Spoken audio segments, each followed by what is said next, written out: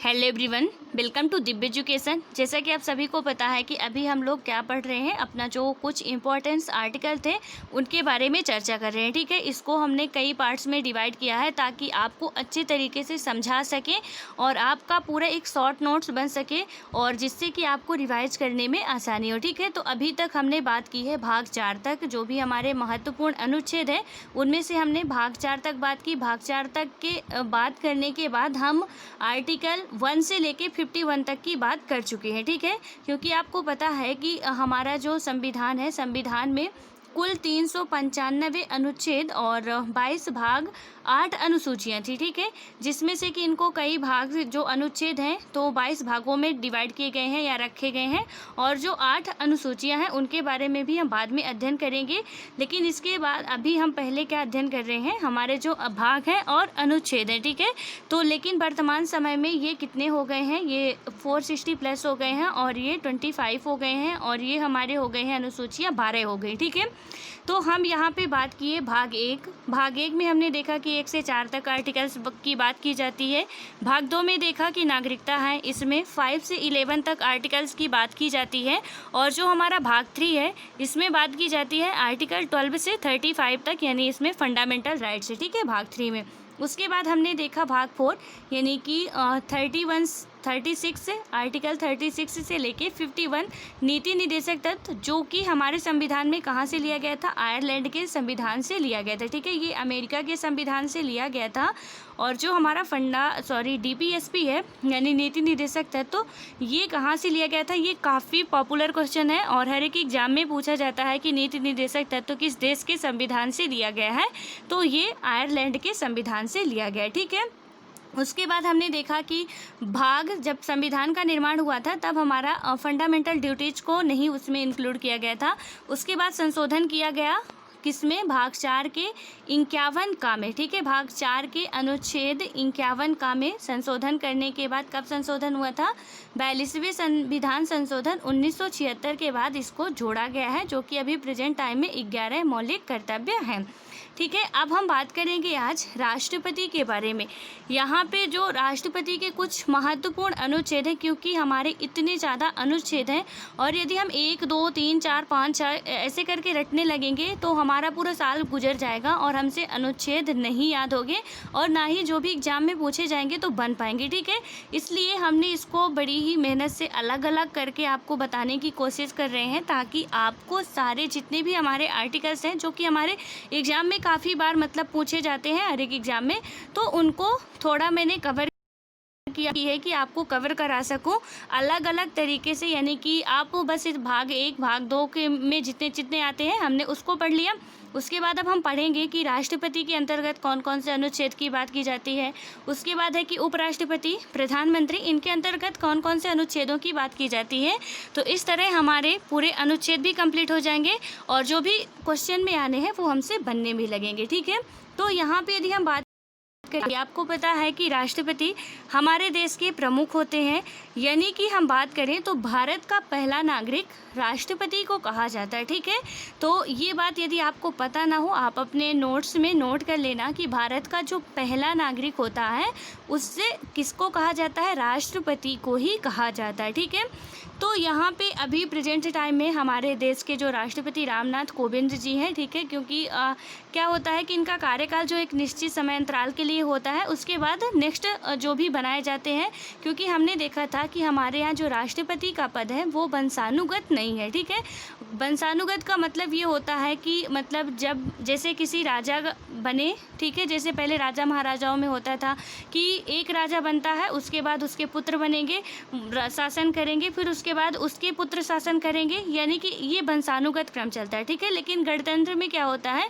कि जो हमारे राष्ट्र प्रमुख का पद होता है वो वंशानुगत ना होके जनता के द्वारा डायरेक्ट या इनडायरेक्ट रूप से चुना जाता है। ठीक है, तो हमारे यहाँ जो राष्ट्रपति का चुनाव होता है वो इनडायरेक्ट रूप से होता है, यानी कि जनता जो यहाँ से प्रतिनिधि चुन के भेजती है वही फिर चुनते हैं राष्ट्रपति को, ठीक है। जो हम लोग यहाँ से प्रतिनिधि हमारे चुने जाते हैं, चुन के हम भेजते हैं लोकसभा या राज्यसभा में, फिर वही क्या करते हैं कि हमारे राष्ट्रपति का चुनाव करते हैं। और ये जब हम चैप्टर पढ़ेंगे तो वहाँ पर हम पूरी प्रक्रिया को समझेंगे कि कैसे वहाँ पर वोटिंग होती है, कौन कौन वहाँ पर पार्टिसिपेट करता है राष्ट्रपति के चुनाव में और कौन कौन पार्टिसिपेट नहीं कर सकता, ठीक है। तो ये सारी बातें हम अध्याय में जब अध्ययन करेंगे अच्छे तरीके से समझेंगे। वहाँ पे यहाँ पे हम अनुच्छेद की बात कर रहे हैं, तो यहाँ पे भारत का एक राष्ट्रपति होना चाहिए, ये किस अनुच्छेद में बात की गई थी? तो अनुच्छेद 52 यानी कि आर्टिकल 52 में इसके पद का वर्णन किया गया था कि हमारे देश में एक राष्ट्रपति का पद होना चाहिए, ठीक है। तो ये किस अनुच्छेद में बात की गई थी? अनुच्छेद 52 में। और यहाँ पे आप थोड़ा सा इसको लिंक करके चलते चलिएगा राज्यपाल के साथ, ठीक है, क्योंकि जहाँ राष्ट्र का प्रमुख राष्ट्रपति होता है वहीं राज्य का प्रमुख राज्यपाल होता है, ठीक है। तो आपको अलग से नहीं पढ़ना पड़ेगा, इसी में काफ़ी कुछ इसमें सिमिलरिटी है तो हम इसी में कवर कर लेंगे। तो राज्यपाल की बात करें हम तो इसके पद का वर्णन कितने अनुच्छेद में किया गया है? 152 में, ठीक है। जहां राष्ट्रपति के पद का वर्णन हमने देखा कि 52 में किया जाता है, वहीं राज्यपाल का जो पद का वर्णन है कि राज्य में एक राज्यपाल होना चाहिए जो राज्य कार्यपालिका का हेड होगा, तो ये किस में वर्णन किया गया है? 152 में। उसके बाद हम देखते हैं अनुच्छेद 53, इसमें बात की गई है शक्ति कार्य, ठीक है। यानी कि अनुच्छेद 53 में कहा गया है कि राज्य जो होगा, राष्ट्रपति जो होगा वो कार्यपालिका का हेड होगा, ठीक है। यहाँ पे हेड होगा या नाम मात्र का प्रमुख होगा, क्योंकि आपको पता है कि इसका जो प्रमुख सत्ता होती है या वास्तविक शक्तियाँ होती हैं वो प्रधानमंत्री के हाथ में होती हैं। जो कार्यपालिका का ये तो मतलब जो भी जितनी भी कार्यपालिका की शक्तियाँ इसमें निहित हैं, ठीक है। लेकिन वास्तविक सत्ता की हम बात करें तो किसकी होती है? प्रधानमंत्री के हाथों में होती है, राष्ट्रपति के हाथों में नहीं होती है, ठीक है। यहाँ तक कि आप ऐसा कह सकते हो कि राष्ट्रपति कुछ भी काम करने से पहले प्रधानमंत्री से अनुमति लेना या मंत्रिपरिषद से उसकी मजबूरी होती है।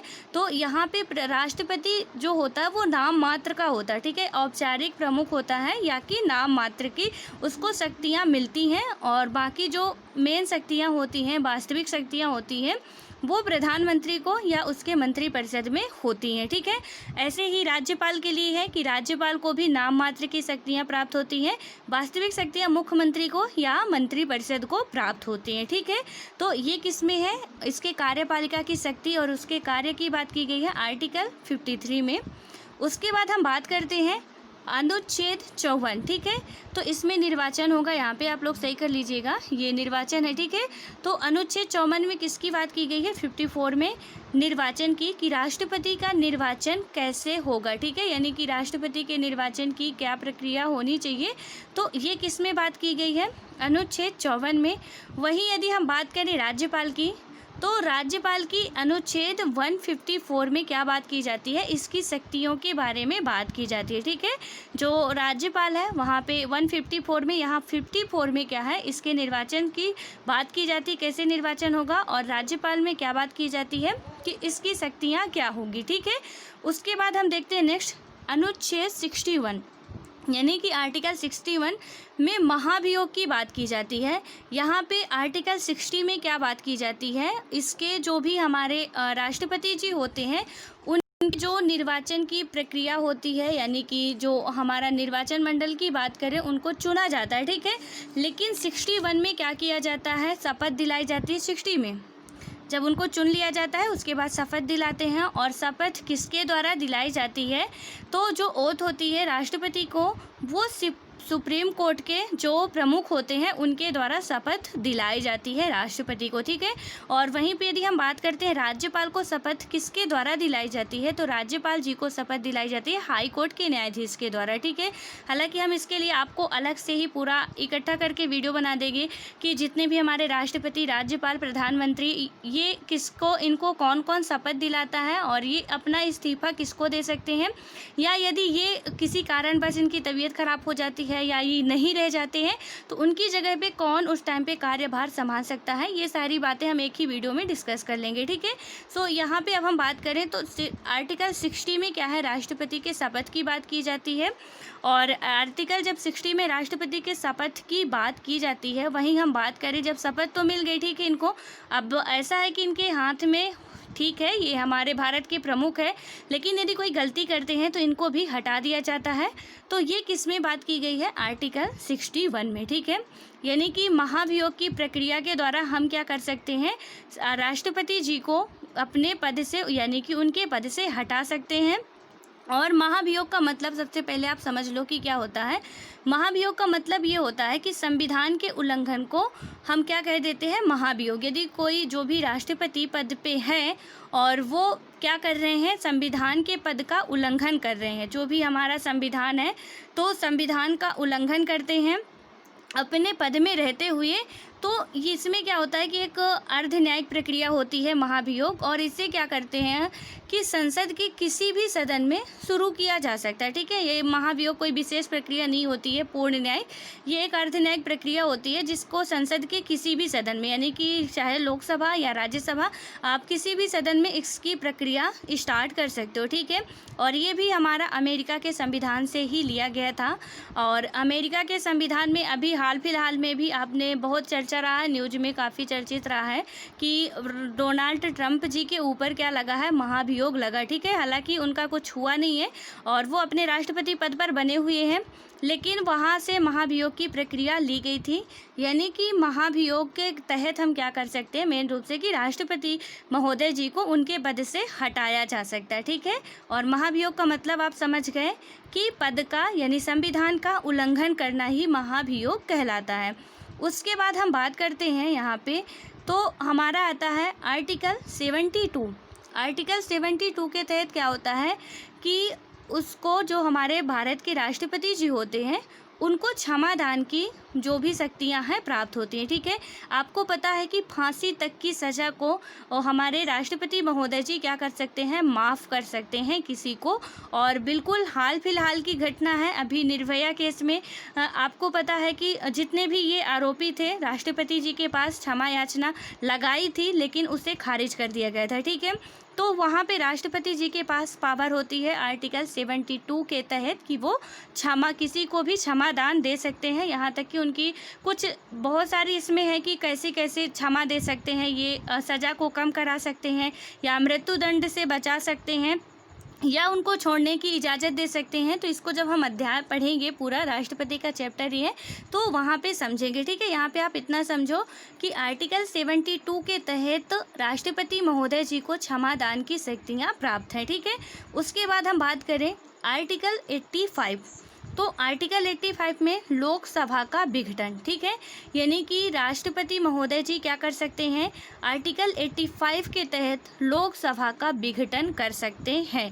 यानी कि जो वहाँ पे सभा चल रही हो, कोई विवाद उत्पन्न हो जाता है, तो यदि राष्ट्रपति महोदय जी चाहें तो लोकसभा का वो विघटन कर सकते हैं। लेकिन सिर्फ यहाँ पे लोकसभा का, ठीक है, राज्यसभा का नहीं, क्योंकि आपको पता है कि जो राज्यसभा हमारे उप राष्ट्रपति होते हैं, तो राज्यसभा के जो हमारे उपराष्ट्रपति की यदि हम बात करें तो वो राज्यसभा के प्रतिनिधि के रूप में ही काम करते हैं, ठीक है। यानी कि राज्यसभा अध्यक्ष के रूप में ही उनका पूरा वेतन वगैरह जो भी मिलता है। उनको उपराष्ट्रपति के पद की बात करें तो उपराष्ट्रपति के पद का कोई वेतन नहीं मिलता है, वो एक राज्यसभा यानी कि राज्यसभा के अध्यक्ष के रूप में जो भी माने जाते हैं उसके अनुसार उनको वेतन वगैरह मिलता है, ठीक है।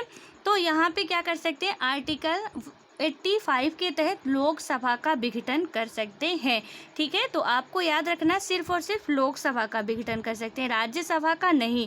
बिल्कुल ये कंफर्म बात होनी चाहिए कि 2 सदन है, लोकसभा राज्यसभा, जिसमें राष्ट्रपति महोदय जी को पावर है कि वो लोकसभा का ही विघटन कर सकते हैं।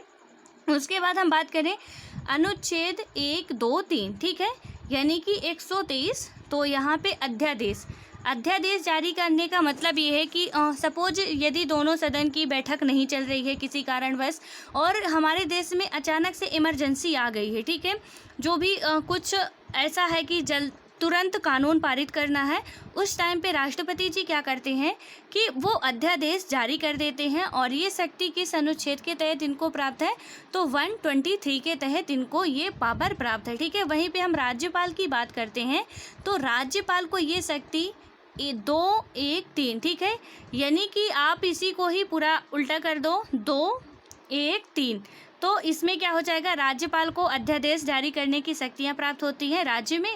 और यहाँ पे हमने देखा कि केंद्र की बात करें तो 1 2 3, यानी कि हमारा बात करें यदि तो जो भी हमारी होती है राष्ट्रपति, लोकसभा, राज्यसभा। ठीक है, तो जब हम देखते हैं संसद में ये तीनों ही अंग होते हैं संसद के।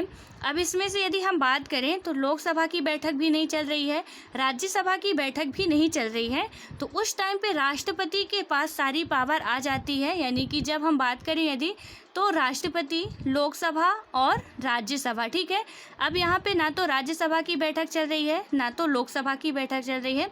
उस टाइम पे राष्ट्रपति महोदय क्या करेंगे, यदि कोई बिल्कुल इमरजेंसी है कि कानून लागू ही करना है अभी, तो वो अध्यादेश जारी कर सकते हैं। ठीक है, ये पावर किस अनुच्छेद के तहत राष्ट्रपति महोदय जी को प्राप्त है, तो 1 2 3, यानी 1 2 3 का मतलब आप यहाँ से लगा लो 3, ये 3 है। जब 2 की पावर इकट्ठा हो गई तो इनको 1 2 3, यानी कि इनको अध्यादेश जारी करने की शक्ति प्राप्त हो गई। ठीक है, और वहीं पे राज्यपाल की हम बात करें तो 2 1 3, तो इसको आप जैसे भी याद करना चाहो कि 2 को इधर लाके 1 को बीच में कर दो, और वही है पूरा अध्यादेश की शक्ति राज्यपाल जी को प्राप्त होती है। ठीक है, उसके बाद हम बात करते हैं अनुच्छेद हमारा 143 है। ठीक है, यानी आर्टिकल 143, ये बहुत बार एग्जाम में पूछा गया है, किसी भी लोक सेवा आयोग में या अदर भी जो एग्जाम होते हैं उनमें भी ये पूछा गया है कि राष्ट्रपति किस आर्टिकल के तहत सुप्रीम कोर्ट से सलाह लेता है। ठीक है, तो यहाँ पे होगा हमारा 143 के तहत जो राष्ट्रपति महोदय जी होते हैं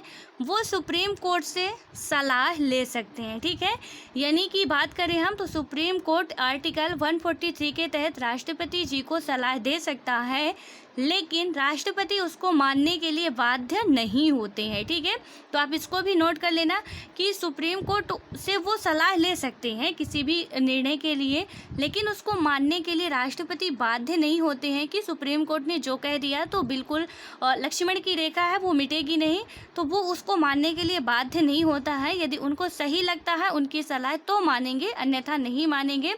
लेकिन यदि बात करें तो इसकी पावर किसमें है कि सुप्रीम कोर्ट राष्ट्रपति जी महोदय जी को सलाह दे सकता है या राष्ट्रपति महोदय जी सुप्रीम कोर्ट से सलाह ले सकते हैं, तो आर्टिकल 143 के तहत ही ये प्रावधान रखा गया है कि हमारे राष्ट्रपति महोदय जी सुप्रीम कोर्ट से सलाह ले सकते हैं, लेकिन उसको मानने के लिए बाध्य नहीं होंगे। ठीक है, तो आई होप कि ये राष्ट्रपति का जितना भी है आपको समझ में आ गया होगा कि हमारे राष्ट्रपति महोदय सबसे पहले तो आपने जाना कि राष्ट्रपति हमारे देश के प्रथम नागरिक हैं। ठीक है, उसके बाद आपने जाना कि राष्ट्रपति नाम मात्र के होते हैं, औपचारिक या नाम मात्र के प्रमुख होते हैं। वास्तविक सत्ता किसके हाथों में होती है, प्रधानमंत्री या मंत्री परिषद के हाथों में होती है। ठीक है, तो वास्तविक सत्ता की हम बात करें तो प्रधानमंत्री और मंत्री परिषद के हाथों में होती है। फिर उसके बाद हमने देखा कि आर्टिकल जो हमारा 52 है इसमें क्या है, उनके पद का वर्णन किया गया है, यानी भारत में एक राष्ट्रपति होगा।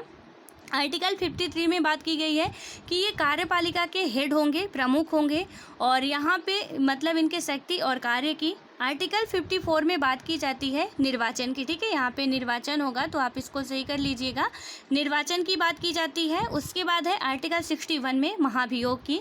हमने आपको बताया था कि आर्टिकल 60 में वहाँ पे आप इंक्लूड कर लीजिएगा। आर्टिकल 60 के तहत इनको शपथ की बात की जाती है। ठीक है, इनको ओथ दिलाई जाती है सुप्रीम कोर्ट के न्यायाधीश के द्वारा, प्रमुख न्यायाधीश जो होते हैं। और उसके बाद क्या होता है कि आर्टिकल 61 में महाभियोग, यानी आप इसको याद रखोगे कि जब 60 में शपथ दिलाई जाती है तो अब इनको पद से भी हटाया जाने की यदि कभी ऐसी स्थिति आती है तो कैसे हटाया जाएगा, तो महाभियोग के प्रक्रिया के तहत ही हटाया जा सकता है। और महाभियोग का मतलब आप समझ गए कि संविधान का उल्लंघन करना। ठीक है, कोई भी राष्ट्रपति के पद पे रहते हुए यदि संविधान का उल्लंघन कर रहे हैं तो उनको किसी भी, चाहे लोकसभा में चाहे राज्यसभा में, किसी भी सदन में ये महाभियोग की प्रक्रिया को शुरू किया जा सकता है।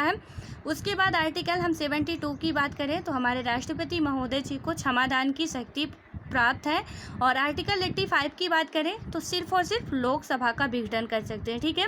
राष्ट्रपति महोदय जी किसका विघटन कर सकते हैं? लोकसभा का, ना कि राज्यसभा का। ये आप बिल्कुल वेरी वेरी इंपॉर्टेंट लगा लेना और इसको अच्छे तरीके से याद भी कर लेना, क्योंकि ये बहुत बार पूछा जाता है और हम इसी में बहुत कंफ्यूज हो जाते हैं कि लोकसभा होगा, राज्यसभा होगा, लोकसभा होगा, राज्यसभा होगा। तो इसलिए आप इसको लगाना लोकसभा का विघटन, ठीक है। उसके बाद बात करें 1, 2, 3 यानी कि अध्यादेश शक्ति। जब तीनों की ही पावर राष्ट्रपति में ही आ जाती है, दोनों की, तो क्या होता है? अध्यादेश जारी, यानी कि जब लोकसभा की बैठक ना चल रही हो, राज्यसभा की बैठक ना चल रही हो, तो फिर राष्ट्रपति की पावर होती है कि वो अध्यादेश जारी कर सकते हैं। और उसके बाद जो हमारा लास्ट अनुच्छेद है राष्ट्रपति जी महोदय के लिए, वहाँ पे क्या होगा? 143 होगा, यानी कि सुप्रीम कोर्ट से सलाह ले सकते हैं, लेकिन उसको मानने के लिए वो बाध्य नहीं हो सकते हैं, ठीक है। सो आई होप कि आपको ये जितना मैंने अभी बताया और समझाने की कोशिश की तो आप लोगों को अच्छे तरीके से समझ में आ गया होगा। अब हम नेक्स्ट वीडियो में बात करेंगे उपराष्ट्रपति, प्रधानमंत्री, क्योंकि इसके 2 ही या 3 ही अनुच्छेद जो होते हैं वो इम्पॉर्टेंट होते हैं, जो कि हमारे एग्जाम में पूछे जाते हैं, ठीक है। तो यहाँ पे हम बात करेंगे उपराष्ट्रपति, प्रधानमंत्री और फिर संसद की बात करेंगे। उसके बाद अभी हम इसको कई सारे पार्ट्स में डिवाइड करेंगे ताकि आपके अनुच्छेद जितने भी हैं वो अच्छे तरीके से क्लियर हो जाएँ, ठीक है। सो मिलते हैं नेक्स्ट वीडियो में, तब तक के लिए पढ़ते रहो आप सभी। All the best.